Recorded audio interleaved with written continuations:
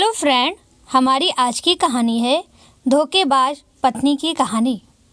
एक प्रदेश में एक व्यापारी ने प्रेम विवाह किया।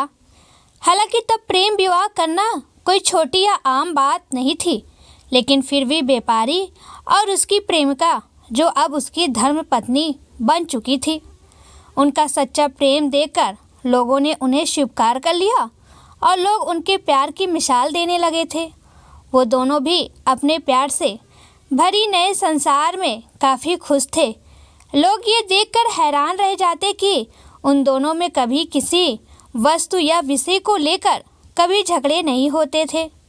व्यापारी और उसकी पत्नी ने अपनी प्यार की रोशनी सदा रोशन रहे, इसलिए एक नियम बनाया था। उन दोनों लोग रात को छतों पर मशाल जलाया करते थे ताकि घर आंगन में उजाला रहे और सोने के समय उन्हें बुझा देते। प्रेमी जोड़े ने तय किया था कि वो जब तक साथ रहेंगे तब तक उनके घर की मशाल चलती रहेगी। अब रात होते ही पूरे प्रदेश में अंधेरा हो जाता, लेकिन एकमात्र इस व्यापारी का घर रोशनी से जगमगाता। इस प्रदेश का राजा एक बड़े सी महल में रहता था। हर रात को सोने से पहले वो अपनी रानी के साथ महल की छत पर जाकर आसमान के नज़ारे देखता था। एक बार जब राजा अपनी रानी के साथ छत पर चांद सितारे देख रहा था, तब दोनों की नज़र व्यापारी के जगमगाते घर पर पड़ी। राजा और रानी दोनों ही उसके बारे में चर्चा करने लगे। राजा ने कहा, इस प्रेमी जोड़े में पति समझदार है, इसलिए उनका साथ अच्छे से चल रहा है। रानी राजा से सहमत नहीं थी। रानी का कहना था, जरूर पत्नी ही ज़्यादा समझदार होगी और वह पति के और उसके घर वालों के गलतियों को नज़रअंदाज कर देती होगी। इसके बिना उनके परिवार का इतने अच्छे से चलना संभव नहीं है। राजा रानी की चर्चा बहस में और फिर बाद में झगड़े में बदल गई। अंत में राजा ने कहा कि हम क्यों झगड़ा करें, एक काम करते हैं, उनकी परीक्षा लेते हैं और देखते हैं कौन ज़्यादा समझदार है। रानी को भी यह सुझाव पसंद आया। राजा ने उनकी परीक्षा लेने के लिए एक योजना रानी को बताई। अगले दिन योजना के मुताबिक रानी ने व्यापारी के घर एक स्त्री को भेजा। वह स्त्री व्यापारी के पास गई और उससे बोली, मैं तुम्हारे लिए रानी का एक संदेश लेकर आई हूँ। वो स्त्री संकोच करते हुए व्यापारी से बोली कि रानी को तुम बहुत पसंद आ गए हो। अगर तुम अपनी पत्नी को छोड़ दो या उसकी हत्या कर दो, रानी तुमसे शादी करने के लिए तैयार है। महिला की बात सुनकर व्यापारी को गुस्सा आ गया, लेकिन उसने अपने गुस्से पर काबू रखते हुए उस महिला से कहा कि ऐसी 1000 रानियां भी आ जाएंगी, तब भी मैं अपनी पत्नी को धोखा नहीं देने वाला। तुम मेरी तरफ से रानी से माफ़ी मांग लेना और कहना ऐसा प्रस्ताव दोबारा ना भेजे। उस स्त्री ने व्यापारी ने जो कहा था वह बात राजा और रानी को जाकर बता दी। व्यापारी का ऐसा जवाब सुनकर राजा खुश हो गए, क्योंकि राजा जैसा सोचता था व्यापारी उतना ही समझदार निकला। अब व्यापारी की पत्नी की परीक्षा की बारी थी। राजा ने एक आदमी को उसके पास भेजा। आदमी ने व्यापारी की पत्नी से कहा, राजा को तुम पसंद आ गई हो। राजा ने कहा है, अगर तुम अपने पति को मार देती हो तो वो तुम्हें उनकी रानी बना लेंगे। आदमी की बातें सुनकर पहले तो व्यापारी की पत्नी कुछ भी नहीं बोली। जब आदमी वहाँ से जाने लगा, तब पीछे से व्यापारी की पत्नी ने कहा कि आज रात को जब मशाल बुझ जाएगी तो समझ लेना कि मैंने अपने पति की हत्या कर दी है। राजा के आदमी ने इस घटना का वर्णन राजा और रानी के सामने जाकर किया। राजा को व्यापारी की पत्नी पर काफ़ी गुस्सा आया, लेकिन रानी ने राजा से कहा कि वह सिर्फ ऐसा कह सकती है, कर नहीं सकती। आखिर वह उसकी पत्नी है और प्रेम का भी। राजा ने तय किया कि व्यापारी को खतरे में नहीं डालना चाहिए, इसलिए राजा ने अपने कुछ सिपाहियों को आदेश देकर उसके घर के पास खड़ा रहने के लिए कहा। राजा ने उनको समझाया कि जैसे ही व्यापारी के घर की मशाल बुझे तो तुरंत उसके घर में घुस जाना और व्यापारी को बचा लेना। रात होते ही राजा और रानी अपने महल के छत पर आकर व्यापारी के घर की तरफ देखने लगे। आधी रात हो गई लेकिन कुछ भी नहीं हुआ। रानी राजा से कहने लगी, देखा, मैं कहती थी ना कि वो सिर्फ कह सकती है, ऐसा कर नहीं सकती। रानी ने ये सब कहे ही थे कि राजा ने देखा कि व्यापारी के घर की मसाल बुझ चुकी है। राजा को व्यापारी की चिंता होने लगी। थोड़ी देर बाद राजा के वह सिपाही जो व्यापारी की सुरक्षा के लिए वहाँ खड़े थे, राजा के पास आए और उन्होंने राजा को व्यापारी की मौत की खबर सुनाई। राजा ने कहा, तुम्हारे होते हुए व्यापारी कैसे मर सकता है? सिपाहियों ने कहा कि उसकी पत्नी ने दिन में ही जहर दे दिया था और रात को पति के मरने के बाद उसने घर की मसाल बुझाई, इसलिए हम कुछ भी नहीं कर पाए। राजा को इस घटना से न सिर्फ व्यापारी की पत्नी से बल्कि औरत जात से ही नफरत हो गई। व्यापारी की पत्नी की बेवफाई के विचार उसे पूरी रात आते रहे। राजा उस रात एक भी मिनट सो नहीं पाया।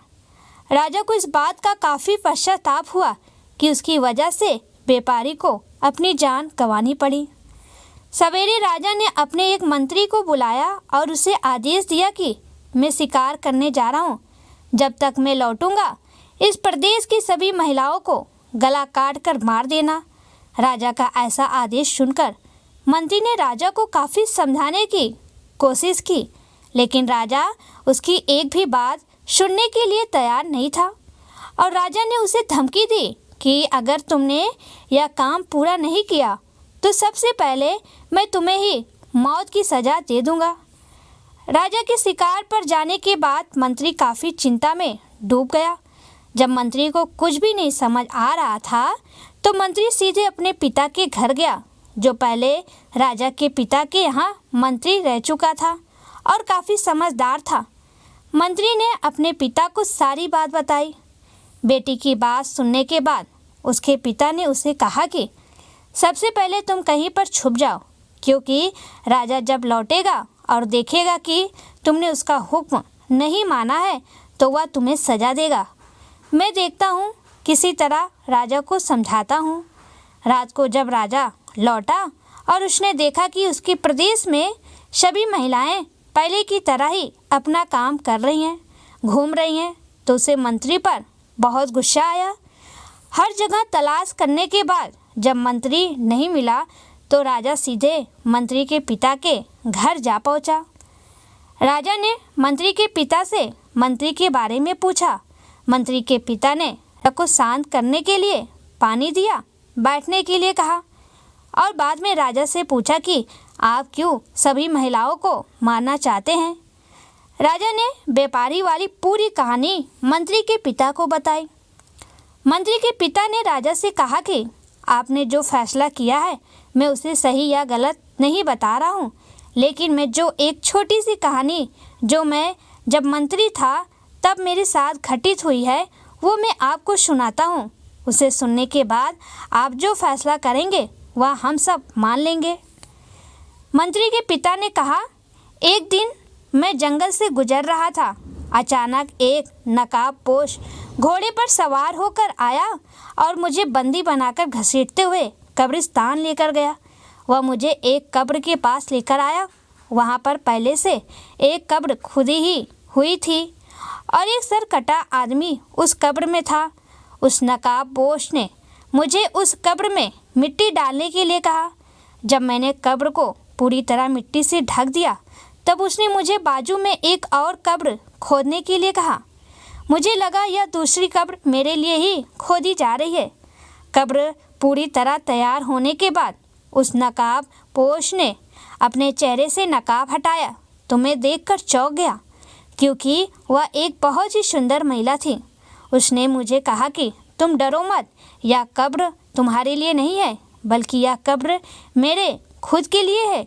अभी अभी जो तुमने इस सरकटे आदमी को दफन किया है वह एक राजकुमार है जिसने मुझे पाने के लिए मेरी पति की हत्या कर दी और मैंने बदला लेने के लिए उसे मार दिया। मैं अपने पति से बहुत ज़्यादा प्यार करती हूँ, इसलिए मैं इस जन्म में जिंदा नहीं रहना चाहती और उनके कब्र के बाजू में मरकर दफन होना चाहती हूँ ताकि अगले जन्म में फिर से उनसे मिल सकूँ। इतना कहकर उस महिला ने अपनी गर्दन पर चाकू रखकर गर्दन काट ली और उस कब्र में गिर पड़ी।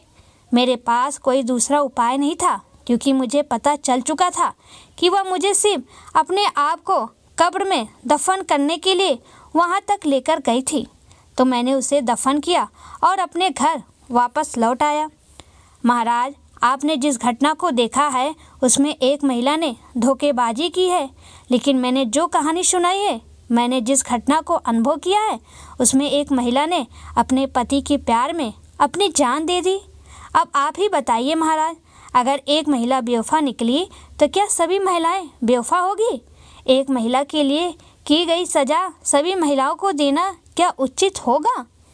राजा को बूढ़े मंत्री की बात अच्छी तरह से समझ में आ गई और उसने सभी महिलाओं को मारने का ख्याल अपने मन से निकाल दिया।